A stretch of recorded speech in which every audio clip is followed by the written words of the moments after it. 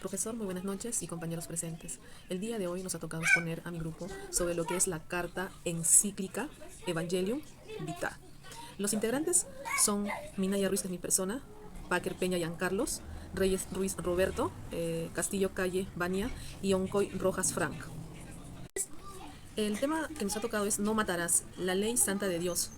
Lo encontramos en Mateo capítulo 19, versículo 17, donde nos dice que si quieres entrar en la vida, guarda los mandamientos, evangelio y mandamiento.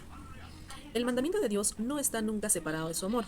Es siempre un don para el crecimiento y la alegría del hombre. También el evangelio de la vida es un gran don de Dios y al mismo tiempo una tarea que compromete al hombre. El don se hace mandamiento y el mandamiento mismo es un don. Prosiguiendo con la siguiente cita, nos habla sobre Génesis capítulo 9, versículo 5, donde nos dice: pediré cuentas de la vida del hombre al hombre, ¿no? Esta cita nos habla de la vida humana, que es sagrada e inviolable. Dentro de esta cita bíblica nos habla sobre la decisión deliberada de privar a un ser humano inocente de su vida. Es siempre mala desde un punto de vista no moral y nunca puede ser lícita ni como fin, ni como medio para un fin bueno. El otro, nada ni nadie puede autorizar la muerte de un ser humano inocente, sea feto o embrión, niño o adulto, anciano, enfermo, incurable o agonizante. La otra cita bíblica es Salmos, capítulo 139 a la 138, versículo 16. Nos habla sobre el delito abominable del aborto, donde podemos observar sobre un embrión, ¿no?, que ya está formado y tiene los ojos. En esta cita bíblica, la decisión sobre la muerte del niño, aunque no ha nacido, además de la madre, intervienen con frecuencia otras personas. Ante todo, pueden ser culpable el padre del niño. También son responsables los médicos, el personal sanitario, cuando ponen el servicio de la muerte, la competencia adquirida para promover la vida, ¿no? Esto nos dice sobre nosotros no podemos ejecutar la muerte de un ser que todavía no nace. Gracias, eso es todo. Soy la estudiante Vania Gabriela Castillo Calle y continuando con la exposición nos ubicamos en la siguiente cita. Yo doy la muerte y doy la vida. Deuteronomio capítulo 32, versículo 39, el drama de la eutanasia. La encíclica reafirma la posición tradicional de la Iglesia Católica en contra de la eutanasia, considerándola una violación de la ley de Dios y un ataque a la dignidad de la vida humana. Aquí, o dentro de este contexto, aparece entre otros el problema de la licitud de recurso a los diversos tipos de analgésicos y sedantes para aliviar el dolor del enfermo, cuando esto comporta el riesgo de acortarle la vida. Esta reconoce el deber moral de aliviar el sufrimiento del enfermo terminal y se insta a la implementación de cuidados paliativos y otras formas de atención médica que permitan al paciente afrontar su enfermedad con dignidad y paz. La encíclica hace un llamado a la solidaridad y compasión hacia los enfermos terminales y hacia sus familias, e invita a la sociedad a crear un entorno de apoyo y comprensión que ayude a afrontar esta etapa difícil con dignidad y esperanza. La postura de la Iglesia Católica sobre la eutanasia y el alivio del dolor, tal como se refleja en la encíclica, busca defender el valor inviolable de la vida humana, aliviar el sufrimiento del enfermo y promover una atención médica compasiva y respetuosa de la dignidad del paciente. Nos ubicamos en la siguiente cita. Hay que obedecer a Dios antes que a los hombres. Hechos capítulo 5, versículo 29. Ley civil y ley moral. En este complejo escenario, la ley civil que emana del Poder Legislativo debe buscar el bien común y proteger los derechos de todos los ciudadanos. Sin embargo, la ley civil no siempre coincide con la ley moral, que se basa en los principios éticos religiosos. Un problema en concreto de conciencia podría darse en los casos en que un voto parlamentario resultase determinante para favorecer una ley más restrictiva, es decir, dirigida a restringir el número de abortos autorizados, como alternativa a otra ley más permisiva ya en vigor o en fase de votación. Hay que reconocer aquí también que existen diversos principios morales que debemos considerar. La Iglesia Católica defiende el derecho a la vida desde la concepción hasta la muerte natural. Así también considera el aborto como un acto moralmente inaceptable, ya que atenta contra la vida de un inocente no nacido. Un parlamentario tiene la responsabilidad de votar de acuerdo a su conciencia y principios morales, buscando el bien común y la protección de los más vulnerables. Aquí, dentro de lo que la encíclica es muy determinante la decisión de un parlamentario sobre una ley, como por ejemplo del aborto, no es fácil, se encuentra entre la ley civil, la ley moral y la propia conciencia. Aquí la oración, la formación, el asesoramiento, el diálogo son herramientas fundamentales para discernir la decisión correcta, siempre buscando el bien común y la protección de la vida humana.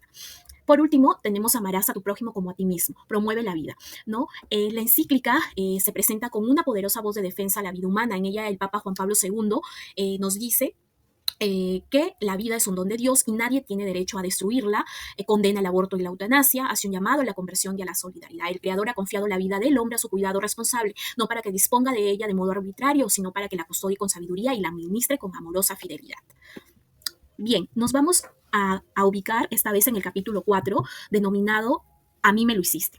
Este capítulo de la encíclica se enfoca en la importancia de la vida humana y la responsabilidad de protegerla y celebrarla. Vosotros sois el pueblo adquirido por Dios para anunciar sus alabanzas. Primera de Pedro, capítulo 2, versículo 9. El pueblo de la vida y para la vida. Basándonos en esta cita y en el capítulo en general, podríamos estar destacando el llamado a ser un pueblo que valore y promueve la vida, reconociendo la dignidad de cada persona como parte del plan divino. Este mensaje invita a una reflexión sobre cómo nuestras acciones hacia los demás son también actos hacia Dios, subrayando la necesidad de una cultura que respete y honre la vida en todas sus etapas. Aquí se aborda la misión de la Iglesia en anunciar el Evangelio de la vida y destaca que la Iglesia ha recibido el Evangelio como un don de salvación y alegría, y que su identidad más profunda es evangelizar. La evangelización es vista como un acto global que involucra anuncio, celebración y servicio de caridad, requiriendo la cooperación de todos según sus dones y ministerios. Gracias.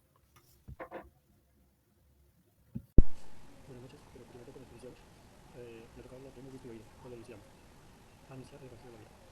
Nos habla que Jesús es el único Evangelio, no tenemos otra cita escrita sin él. Se nos insta a los educadores, profesores, testificadores, por responder a la tarea de fundamentar la vida de las obras, antropológicas que fundamentan el sistema de cada día humano. Celebrar el misterio de Dios significa celebrar el Dios del día, el Dios que da la vida. Celebramos con la vida, y frente a cada día. La familia es la herramienta central de la vida, en el ámbito de la vida, todo Dios debe ser acogida y protegida de manera adecuada contra los múltiples ataques a que está expuesta. Y puede desarrollarse según las circunstancias de nuestros tipos en el humano. Enseñar que el Papa nos habla de Jesús, el Evangelio de la vida, desde el humanismo, el evangelista, y es posible una gran alegría, o sea, nacido el Salvador, o sea, yo decir esto, Jesús es la vida que no se pagará Jesús, una que estaba corrompida por el pecado. Y Jesús muriendo de la después de la muerte del Padre. Y la familia, pues ese es el núcleo de la sociedad, es el centro de toda vida humana. Y pues Jesús en ellos también quiso nacer.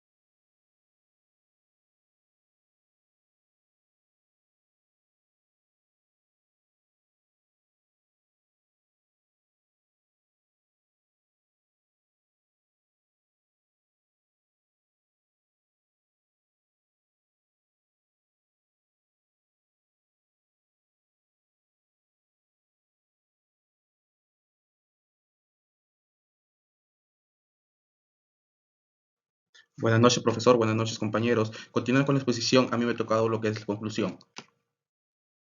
Al final de esta encíclica, la mirada vuelve espontáneamente al Señor Jesús. Quiere decir que en el misterio de este nacimiento se realiza el encuentro de Dios con el hombre y comienza el camino del Hijo de Dios sobre la tierra. A quien escogió la vida en nombre de todos, para bien de todos, fue la Madre, la Virgen María.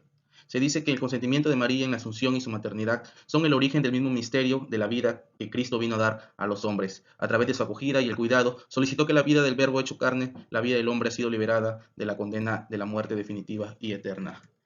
Por eso María, como la iglesia de la que es figura, es madre de todo lo que renacen a la vida. Eso quiere decir que en efecto, madre de aquella vida por lo que todos viven, pues al dar la luz en esta vida, regeneró en cierto modo todo lo que debían vivir por ella.